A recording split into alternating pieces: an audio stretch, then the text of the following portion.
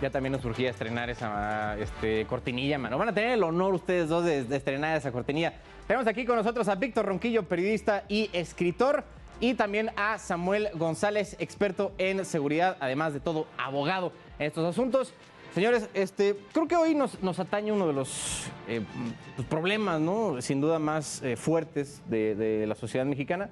Digo, yo no me acuerdo de un tiempo, la neta, pues yo estoy morrillo, ¿no? No me acuerdo de un momento en el que no se hable constantemente de este asunto del narcotráfico, ¿no? Y la violencia que luego llegan a provocar.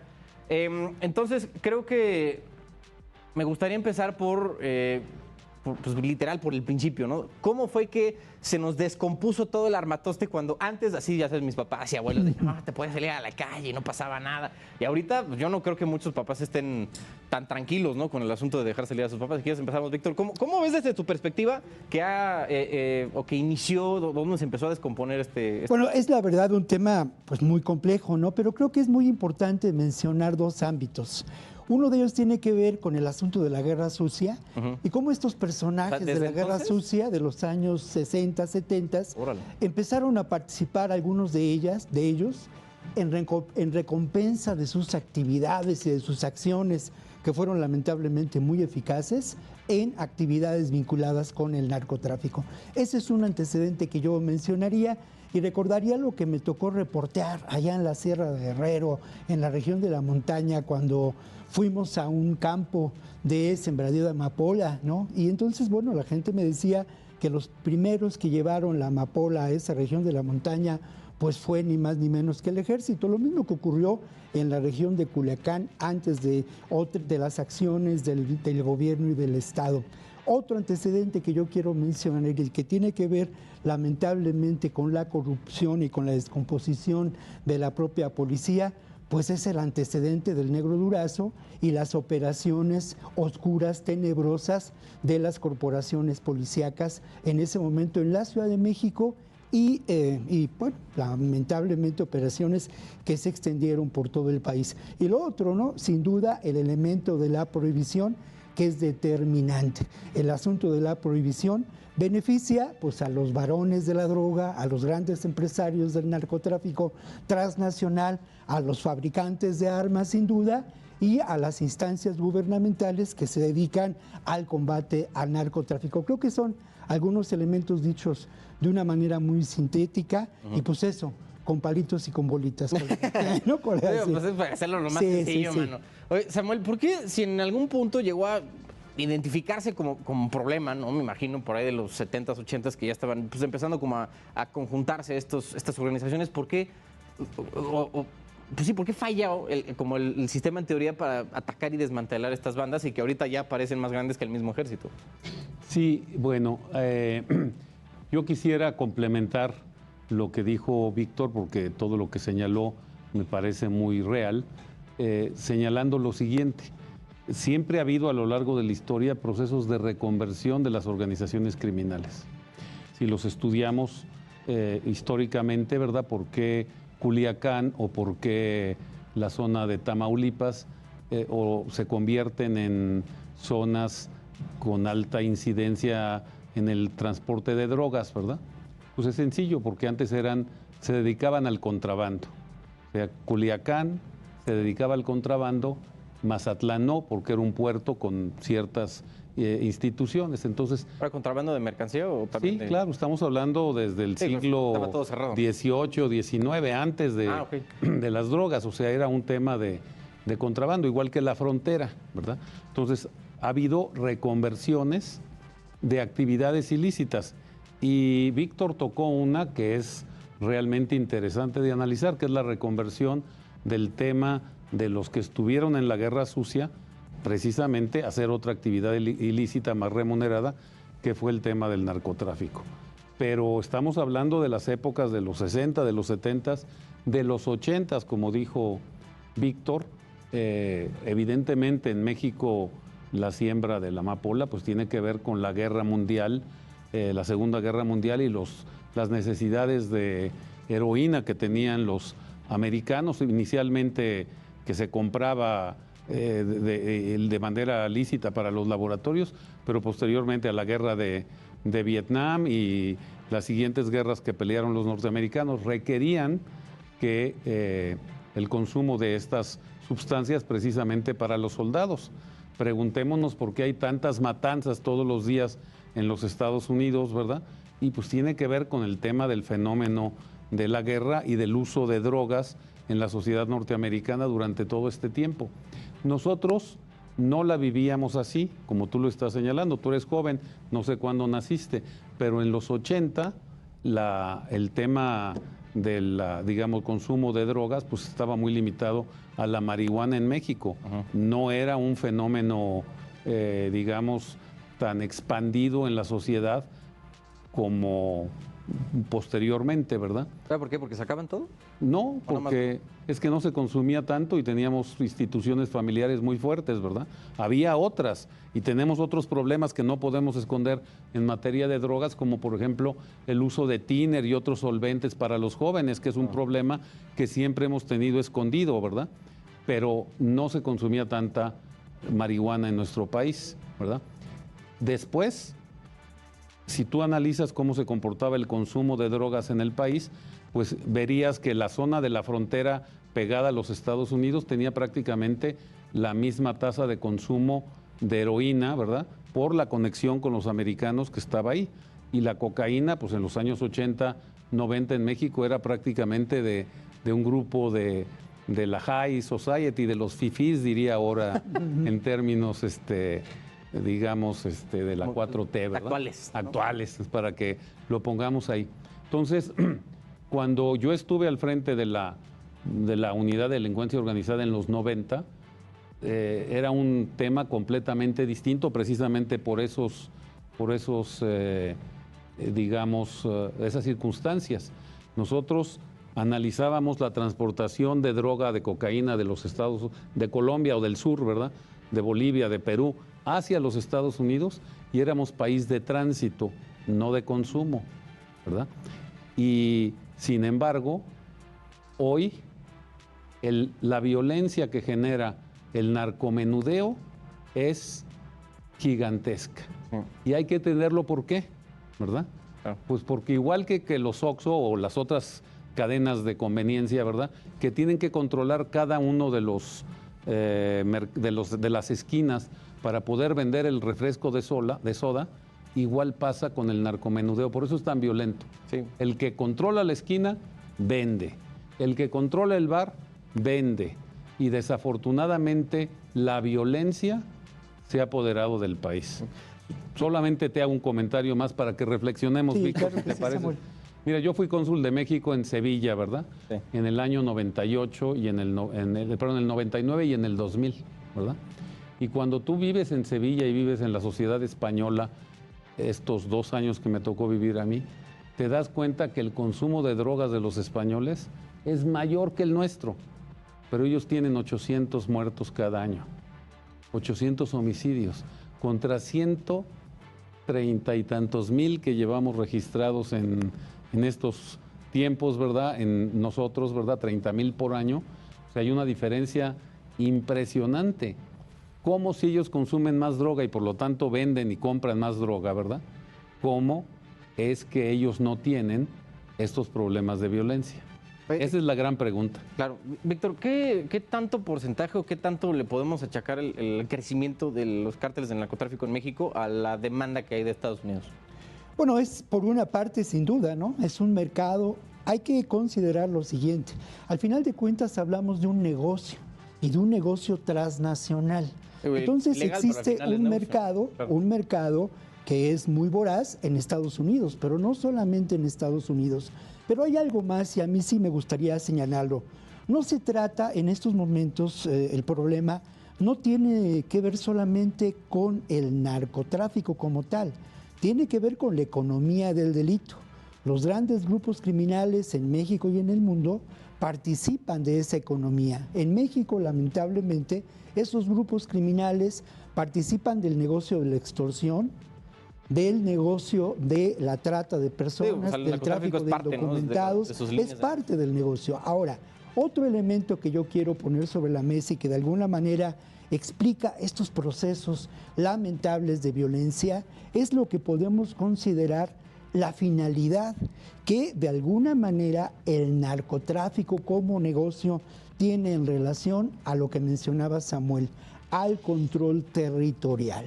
Pero ese control territorial no solamente ni de manera exclusiva está vinculado a los grupos del narcotráfico o del crimen organizado.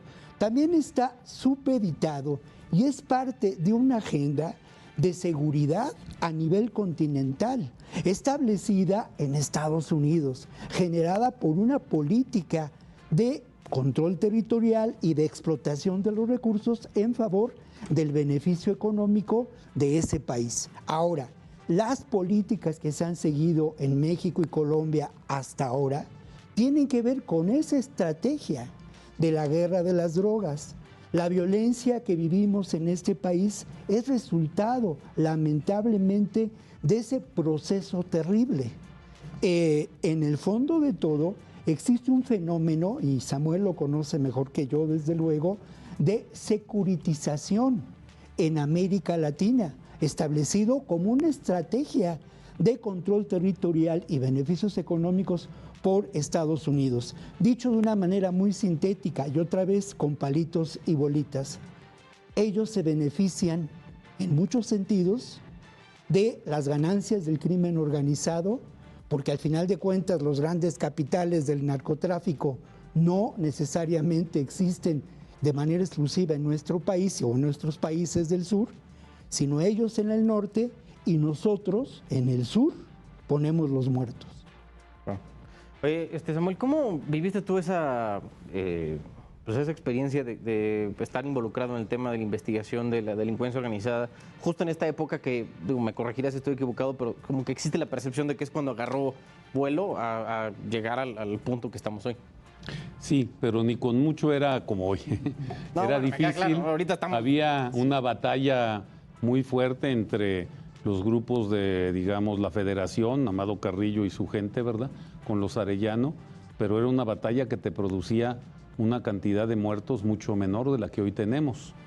La violencia en el país estalla precisamente cuando importan los caiviles y de Guatemala, ¿verdad?, estos hombres expertos en violencia, y que empezaron a decapitar y a poner en ácido. A esas personas. Sí, claro, y luego obviamente con los Zetas, ¿verdad? El grupo que estaba vinculado a Osiel Cárdenas y, digamos, el grupo de Tamaulipas, ¿verdad?, que originalmente pues fueron entrenados por el ejército en los Estados Unidos, como se ha comprobado, ¿verdad? Eso es una realidad, el fenómeno que hablaba Víctor es realmente muy interesante de analizar y de observar, ¿verdad? Lo vemos incluso en las series de streaming, ¿verdad? Cuando hay temas de narcos y esas cosas, creo que así se llaman unos, ¿verdad? Y te representan los temas de lo que pasó en esos años, ¿verdad? Y cómo se fue expandiendo. Pero hoy, ¿verdad?, pues tú tienes 137,000 muertos el año pasado por sobredosis en los Estados Unidos. Es una cantidad que es 4 veces más que los homicidios en México, y nuestras sobredosis nunca llegarán a esas. Y es bien interesante, Víctor, que el público y que nosotros discutamos, ¿verdad? Porque hay unas sentencias magníficas, ¿verdad?, que se dieron con motivo de las demandas en Estados Unidos a las grandes farmacéuticas. Por ejemplo, claro, los químicos Purdue, que no, ni siquiera son químicos, son psiquiatras, ¿verdad? Los Purdue, de la farmacéutica Purdue, que hicieron el oxicodrina, esta cosa que vemos en los opioides, ¿verdad? Esa sentencia que yo leí es maravillosa, ¿verdad?, porque para todos los efectos iguala y les genera la misma responsabilidad a los cárteles de la droga mexicanos y colombianos que a sus propios laboratorios farmacéuticos, ¿verdad? O sea, más o menos 50 viene de la sobredosis de este tema, el otro viene del tráfico ilegal de fentanil, de heroína y de cocaína, ¿verdad? Las mezclas de este asunto, pero la responsabilidad es pareja. Los norteamericanos han logrado grandes sentencias contra grandes casas de farmacéuticas como Johnson y Johnson, no sé si las puedo mencionar, Dale, pero hombre. Walmart aceptó la semana pasada, no hace mucho, $3,000 millones de compensación por el daño que hizo en sus farmacias por estar dando recetas de oxicodrina, de este opiáceo, ¿verdad?, en sus farmacias. Y le pasó lo mismo a las otras cadenas como CVS y las otras, ¿verdad? O sea, si tú ves quién estaba participando en eso, pues lo vimos en el doctor House, ¿verdad? Ahí cómo se ponía y cuál era la explicación que te daban en ese programa. Sí. Pero esa es una gran epidemia que tiene los norteamericanos, causados por americanos. Y hay que decirlo, ¿verdad? Con esta familia, la Perdue, que tuvo que entregar todas sus empresas y $30,000 millones, todo lo que ganaron con motivo de eso, las veías en los museos, ¿verdad? Ahí el Museo del Louvre en París, una sala dedicada a los Perdue. ¿Por qué? Porque le metieron dinero como tema de lavado de cara. Bueno. Es un problema mundial. O sea, lo que yo te estoy diciendo es que nosotros vemos un pedacito del tema, ¿verdad? Del otro lado ven otro y en Europa ven otro. ¿Sí? Entonces, es un poliedro que es muy interesante y cuando como yo, a mí me ha tocado, he tenido la suerte de estar trabajando para Naciones Unidas en tema de drogas y delito y de estar en muchos países del mundo, cada uno tiene su dificultad. Afganistán, por ejemplo, te podría comentar, o los otros países. Es un tema extraordinariamente complejo y delicado que requiere aproximaciones y análisis para poder, establecer los análisis y las soluciones. Víctor, ¿por qué se vuelve tan atractivo el tema de la vida del narcotraficante? Si es una vida, me imagino, súper estresante, de muy alto riesgo y que aún así parece guardar cierto nivel de atractivo por ciertos estratos de la población mexicana. Bueno, es que, mira, yo creo que hay que hacer una precisión muy puntual. El tema de las series de streaming, como lo señala Samuel, tiene que ver mucho en este ámbito con el glamour de la vida del narcotraficante. Ese glamour no existe, ¿no? Es una realidad diferente. Está novelizada, ¿no? Está novelizada, está tratada con las luces y con todo. Si pusieran la verdadera vida, no venderían ni más. Pero lo que sí hay que mencionar es que además, claro, ha cambiado esta realidad, ¿no?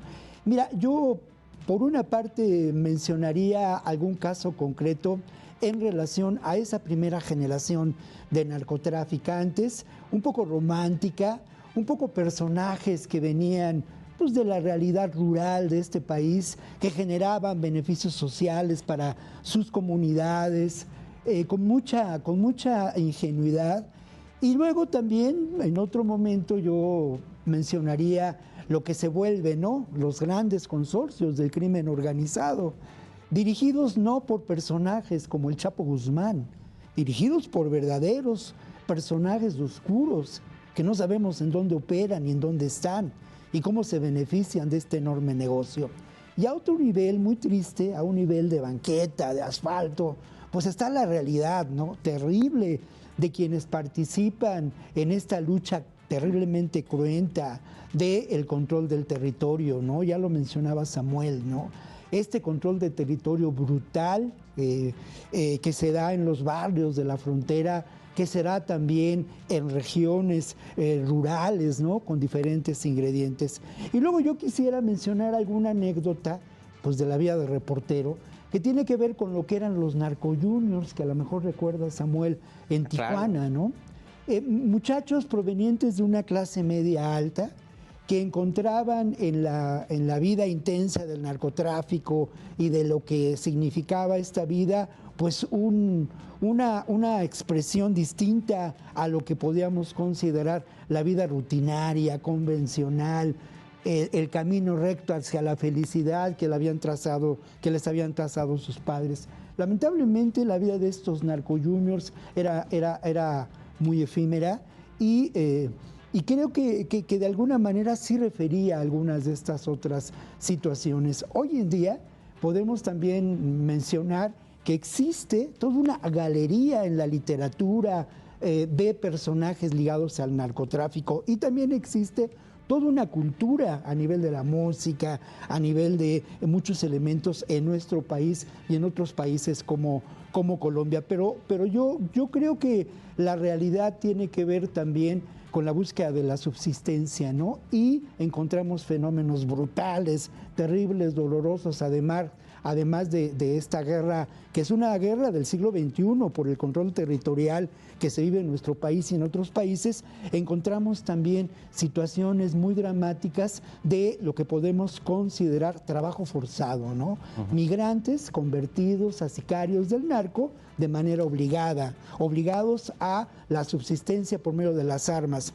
Es de enorme complejidad y una realidad que dista mucho, pero mucho, de lo que vemos en las series de Netflix. Sí, claro, digo, evidentemente no son documentales, ¿no? No, pero no es que sean documentales, colega, pero es que sí falsean la realidad.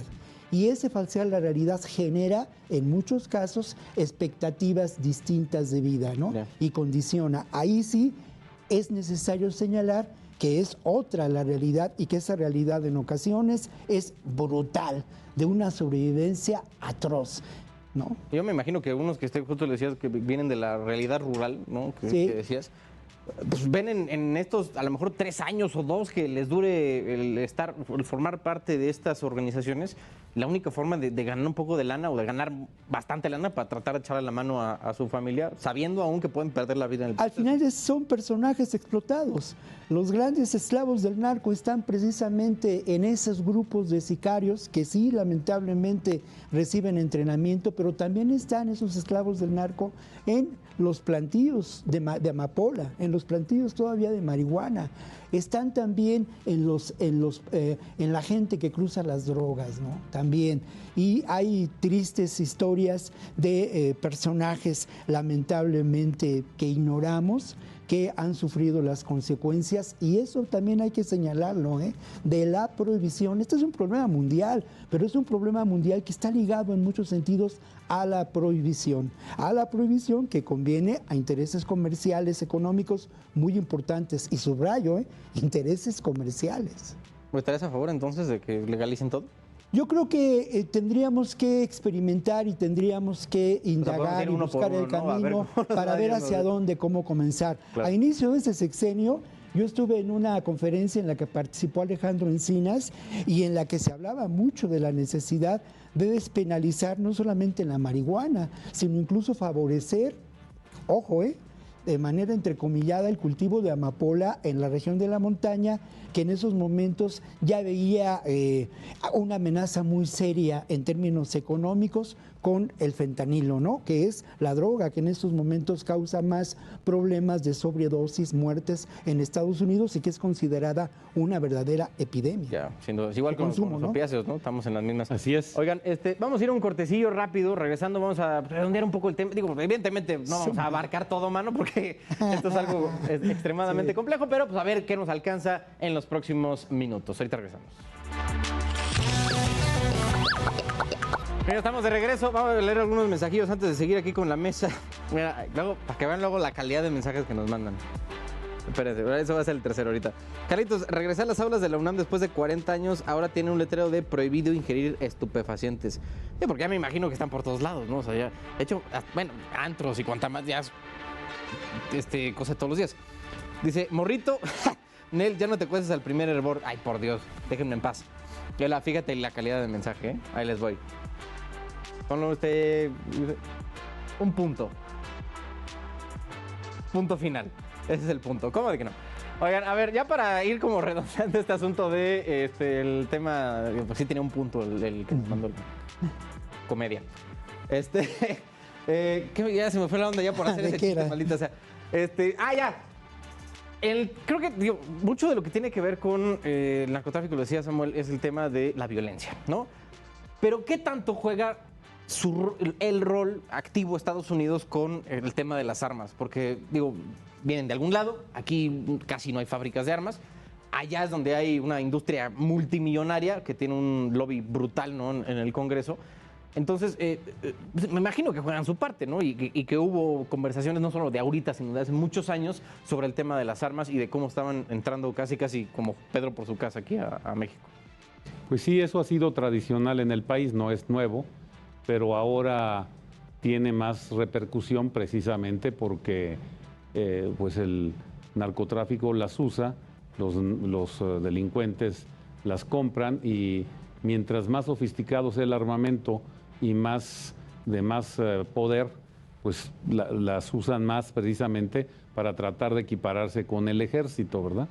Yo sostengo que ningún grupo de narcotraficantes va a tener las armas que tiene el ejército, ¿verdad? Que las policías municipales sí. ¿Sí crees? Sí, desde luego, el ejército tiene todos los que quieran, tanques, ¿verdad? O sea, no pueden enfrentarse uno a uno. De tener un tanque, pero... No pueden enfrentarse uno a uno. O sea, ahí el tema de diferencia es que obviamente los narcotraficantes quieren amedrentar a la población, por eso usan todas estas armas, y segundo a las policías, a las municipales y a las estatales, y claro, con la Guardia Nacional ahora, pues tienes un problema de equiparación en armamento, entonces, digamos, no hay ahí. El problema no está ahí, ¿verdad? El problema está en que todas las armas que tenemos, o no solo está ahí, ¿verdad? El problema de los homicidios es la imitación, ¿ok? También la imitación. El que un tipo, ¿verdad?, quiera matar a su esposa y lo haga disfrazar el homicidio de la esposa, en realidad sería un feminicidio, como un acto de delincuencia organizada. Y lo vimos aquí en la Ciudad de México con la ejecución de esta señora Abril, ¿verdad?, aquí que en realidad organizó el esposo, ¿verdad?, por ejemplo. Y lo viste en otras circunstancias. Entonces, la imitación es un tema muy, muy delicado y obviamente la presencia de las armas de los Estados Unidos aquí sí tienen esta fuerza que genera la violencia. El otro gran tema, pues, es la impunidad. La diferencia entre España y México, ¿verdad?, no es la cantidad de drogas que se meten, porque ya se las meten más, ¿verdad?, de todas. La diferencia está en que allá, si tú relacionas el número de homicidios con el número de sentencias, tienes una proporción de 110. Es decir, si hay 800 o 1000, ¿verdad?, homicidios al año en España, tienes 1100 o 1200 sentencias. Tienes más sentencias que homicidios. ¿Y qué quiere decir eso? Que allá no se tolera el homicidio de ninguna persona y se ataca a quien lo cometió, ¿verdad? Y tienen resultados. Claro. Ese es el tema que te define el problema de la violencia, ¿verdad? No solo el tema de la droga, ¿ok? Ese es un tomo. Obviamente se pelean y la gente igual se pelea por el huachicol que por el control de los mercados. No, si te peleas por un lugar de estacionamiento, mano, pues la neta es que... Sí, pero Claro que sí. te puedes pelear por eso, pero no debes sacar la pistola y dispararle al otro, ¿verdad? Esa es la diferencia. Ya. Víctor, tú que estuviste así como estábamos diciendo, así en la mera línea, en la trinchera, ¿no? En campo, reportando todos estos asuntos, sobre todo en Ciudad Juárez, ¿cómo ves o cómo identificas que sea el problema, si es que hay un problema central en lo que se refiere al tema de los cárteles de la droga o de la delincuencia organizada? Mira, dos apuntes antes, ¿no? Uno tiene que ver con el tema de las armas. El grave problema de las armas tiene que ver con los fabricantes de armas en Estados Unidos, ¿no? El gobierno de México tiene dos demandas interpuestas en este momento muy importantes contra los fabricantes de armas y, ojo, contra los comerciantes de armas. Está detectado que en la región de Arizona existe el mayor número de distribuidores de armas que son traficadas a México. La exigencia del gobierno de Estados Unidos en este entendimiento, que ahora se llama así la operación, el nuevo entendimiento, es que México limite las operaciones de tráfico de fentanilo. Y la exigencia del gobierno mexicano es que el gobierno de Estados Unidos limite el tráfico de armas, porque está detectado en qué lugares se distribuyen. Incluso está documentado cuáles son las armas que se trafican con mayor frecuencia, con mayor intensidad en nuestro país. Es un tema súper determinante. La construcción de la paz en México pasa por impedir el tráfico de armas, ¿no? Esto creo que es importante señalarlo. Lo otro, bueno, mira, a mí me tocó estar en lugares muy dolorosos, terribles, y bueno, yo recuerdo quizá el más brutal fue un picadero en la región, en Nuevo Laredo, ¿no? Y en ese picadero era realmente una pequeña ciudad perdida en el centro de Nuevo Laredo, en donde pues eso, la gente se dedicaba a consumir y a picarse con heroína. El otro lugar brutal, terrible y doloroso es el bordo de Tijuana, en donde lamentablemente existen todos aquellos que se quedaron varados, atorados en el cruce Estados Unidos en esta región. Lamentablemente en ninguno de los dos lugares. Yo estuve por primera ocasión en el bordo hace muchos años, en Nuevo Laredo lo mismo, y estuve hace 2 años o 3 en ambos lugares. La realidad ha sido todavía más terrible. La degradación humana que se vive en ese lugar es todavía más atroz y dolorosa. Las gestiones del Estado a nivel municipal, a nivel estatal y a nivel federal son nulas en esas regiones, lamentablemente, ¿no? Ese es quizá lo que me ha tocado de manera más dolorosa mirar y ser testigo, ¿no?, de lo que puede ocurrir con la realidad del narcotráfico en nuestro país. Víctor Ronquillo, escritor y periodista, gracias por estar aquí, junto con Samuel González, experto en seguridad y abogado. Gracias a ambos. Digo, yo sé que no abarcamos todo porque pues, esta cosa es muy vasta, sí, pero al final creo que es una buena revisión, ¿no?, para empezar a entender y ver por dónde abordar, ¿no?, uno de los temas que sin duda, por más espinoso que sea, creo que se tienen que hablar, ¿no?, y ver cómo podemos encontrar la cuadratura al círculo.